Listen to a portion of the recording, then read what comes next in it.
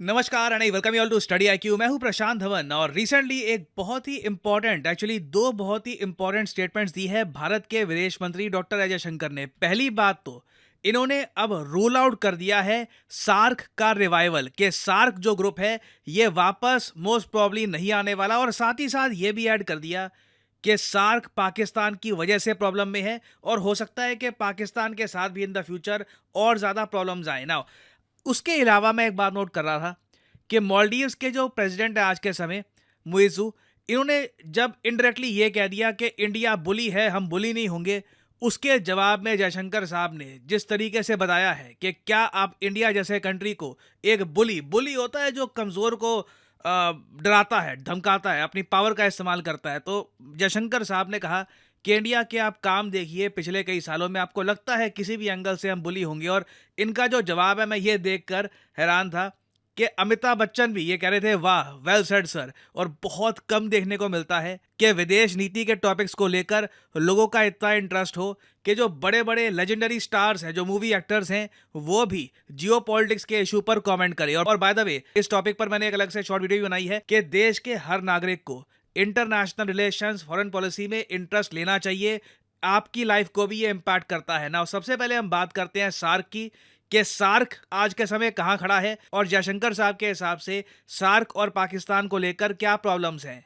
ना देखो, जब भी इंडिया और पाकिस्तान में एक नया प्रधानमंत्री आता है ना, तो सार्क का मेंशन किया ही जाता है कि क्या अब सार्क को रिवाइव किया जाएगा या फिर नहीं। सार्क की वैसे फुल फॉर्म है south Asian association for regional cooperation. यहाँ पे आपको 8 मेंबर मिलेंगे। सार्क ग्रुप को 1985 में बनाया गया था। इंदिरा गांधी जी का आप कह लीजिए ये फॉरेन पॉलिसी एक बहुत ही इंपॉर्टेंट प्रोजेक्ट था।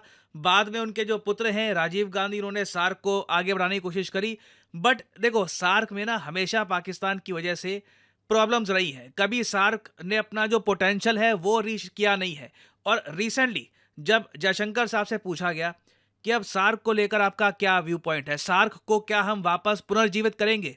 अब पुनर्जीवित करने की बात इसलिए की जा रही है क्योंकि 2016 में जब उरी हमला हुआ था, पाकिस्तान के आतंकवादियों ने जब उरी पर अटैक किया था, उसके बाद से इंडिया ने सार्क के जो समिट हुआ करते थे उससे भी खुद को बॉयकॉट कर लिया। और इंडिया के बॉयकॉट करने के बाद नेपाल, बांग्लादेश, अफगानिस्तान, भूटान, श्रीलंका, बाकियों ने भी कहा कि सार्क में पार्टिसिपेट करना अभी पॉइंटलेस है। तो ये सब कंट्रीज भी पीछे हो गई। तब से सार्क ठंडे बक्से में पड़ा हुआ है। और क्वेश्चन अब यही है कि क्या सार्क को हम रिवाइव करेंगे, वापस इसको पुनर्जीवित किया जाएगा।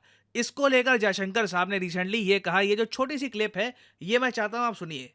SARC is in trouble basically because how do you have a regional organization where one member does not hide the fact, in fact sometimes proclaims the fact, that they undertake, I'm using the most neutral words possible, violent actions against other members. You know, if we are to sit as a group, but you reserve the right to attack me at night, how long are we going to sit as a group? I mean, is it the view that we should proceed with SARC even if one member of SARC actually has training camps, trains terrorists, pushes them across, supports them in different ways? So it was heading for a crisis. तो आपने देखा, बहुत ज़्यादा strong reply दिया है यहाँ पर भारत के विदेश मंत्री ने कि सार्क ग्रुप में ही अगर एक ऐसा देश है जो आतंकवाद को फंड करता है, इंडिया को अटैक करने वाले जो ग्रुप्स हैं उनकी हेल्प करता है, लिटरली ऐसे आतंकवादियों को भेजता है इंडिया में जो हमें डैमेज करे, तो सार्क एज ए ग्रुप कब तक टिका रहेगा। पाकिस्तान ये लंबे समय से कर रहा था और सार्क हमेशा पाकिस्तान की इस पॉलिसी की वजह से प्रॉब्लम में था। और इन्होंने बहुत ही ज़्यादा इंपॉर्टेंट बात ये यहाँ पर ऐड करी है, ये जो लाइन है ये बहुत ही इंपॉर्टेंट है। इन्होंने ये कहा है कि you are looking at the state of the country as well. Pakistan की बात कर रहे हैं कि पाकिस्तान खुद भी खतरे में है उनकी पॉलिसी की वजह से। तो ये जो स्टेटमेंट है इससे साफ साफ एक बार पता लग जाती है कि पाकिस्तान में नई गवर्नमेंट चाहे बन गई हो, इंडिया और पाकिस्तान के रिलेशंस में कोई आप कह लो इम्प्रूवमेंट अभी देखने को नहीं मिलेगी।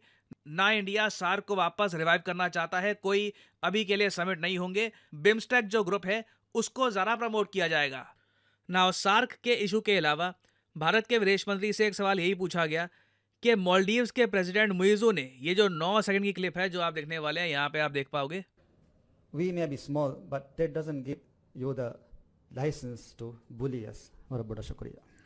अब ये जो लाइन है ना, ये बहुत ही ज़्यादा कंट्रोवर्सी में आ गई थी, क्योंकि यहाँ पर लिटरली मोहम्मद मुइज़ू इंडिया के कंटेक्स्ट में इनडायरेक्टली ये कह रहे हैं कि चाहे मालदीव साइज़ में छोटा हो, मगर उससे आपको अधिकार नहीं मिलता कि आप हमको बुली करो.